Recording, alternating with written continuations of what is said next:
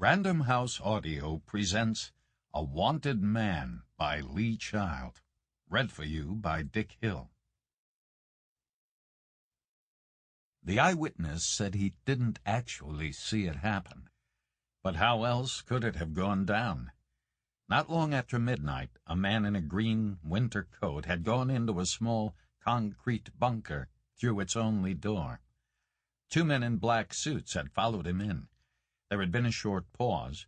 The two men in the black suits had come out again. The man in the green winter coat had not come out again. The two men in the black suits had walked 30 brisk feet and climbed into a bright red car. Fire engine red, the eyewitness called it. Vivid red. Fairly new. A regular 4-door sedan, the eyewitness thought. Or maybe a 5-door. Or a 3-door. But definitely not a 2-door coupe. A Toyota, the eyewitness thought. Or maybe a Honda, or a Hyundai, maybe a Kia. But whichever, the two men in the black suits had driven away in it. There was still no sign of the man in the green winter coat. Then blood had pooled out from under the concrete bunker's door. The eyewitness had called 911. The county sheriff had shown up and gotten the story. He was good at hustling folk along while looking patient. It was one of his many talents. Eventually, the eyewitness had finished up. Then the county sheriff had thought for a long moment. He was in a part of the nation where in every direction there were hundreds of square miles of emptiness just over the dark horizon, where roads were long, lonely ribbons. He was in roadblock country. So he had called a highway patrol, and then he had ordered up the helicopter from the state capitol. He had put out an urgent APB on a bright red import carrying two men in black suits. Jack Reacher rode for 90 miles and 90 minutes with a woman in a dirty gray van, and then he saw bright vapor lights up ahead at the highway cloverleaf with big green signs pointing west and east. The woman slowed the van and stopped, and Reacher got out and thanked her and waved her away. She used the first ramp, west toward Denver and Salt Lake City, and he walked under the bridge and set up on the eastbound ramp, 1 foot on the shoulder and 1 in the traffic lane, and he stuck out his thumb and smiled and tried to look friendly, which was not easy. Reacher was a big man, 6 feet 5 inches tall, heavily built, and that night, as always, he looked a little ragged and unkempt. Lonely drivers wanted pleasant and unthreatening company, and Reacher knew from long experience that, visually, he was no one's first choice of companion. Too intimidating. And right then he was further handicapped by a freshly broken nose. He had patched the injury with a length of silver duct tape, which he knew must make him look even more grotesque. He knew the tape must be shining and glittering in the yellow light, but he felt the tape was helping him medically, so he decided to keep it in place for the first hour. If he didn't get a ride inside 60 minutes, he would consider peeling it off. He didn't get a ride inside 60 minutes. Traffic was light. Nebraska, at night, in the winter time. The cloverleaf he was at was the only significant interchange for miles around. But even so, whole minutes passed with no action at all. Time to shorten the odds. He turned away and used a splintered thumbnail to pick at the edge of the duct tape on his face. He got half an inch of it loose and gripped that makeshift tab between the pad of his thumb and his forefinger. Two schools of thought. One went for the fast rip.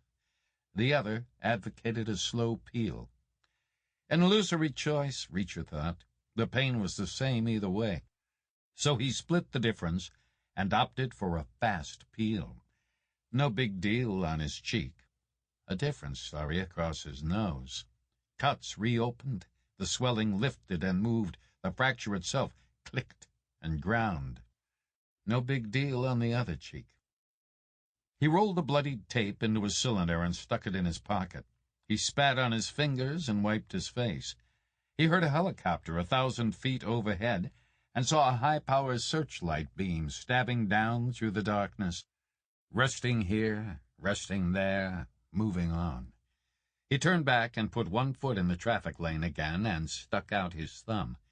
The helicopter hung around for a spell and then lost interest and hammered away west until its noise died back to nothing. The night was cold, which helped his face. Numbness dulled the ache. Reacher had money in his pocket. If he could get to Lincoln or Omaha, he could get a bus. But he couldn't get to Lincoln or Omaha, not without a ride. He took to tucking his right hand under his left arm between cars to stop it from freezing. He stamped his feet. His breath pooled around his head like a cloud. A highway patrol cruiser blew by with lights but no siren. 2 cops inside. They didn't even glance Reacher's way. Their focus was up ahead. Some kind of an incident, maybe. 2 more cars almost stopped. One out of the south and one out of the north, minutes apart. They both slowed, stumbled, stuttered, eyeballed, and then picked up speed and drove on by. Getting closer, Reacher thought. It's coming. And then finally, after a total of 93 minutes on the ramp, a car stopped for him. The car stopped 30 feet upstream of him. It had a local plate and was a reasonable size, an American and dark in color. A Chevrolet, Reacher thought, probably dark blue or gray or black. There were 3 people in the car, 2 men in the front and a woman in the back. The 2 men were twisted around in their seats like there was a big 3-way discussion going on. Like a democracy. Should we pick this guy up or not? Which suggested to Reacher that the 3 people didn't know each other very well. Such decisions among good friends were usually instinctive. These 3 were business colleagues, maybe a team of equals, thrown together for the duration, exaggeratedly respectful of each other's positions, especially the outnumbered woman's.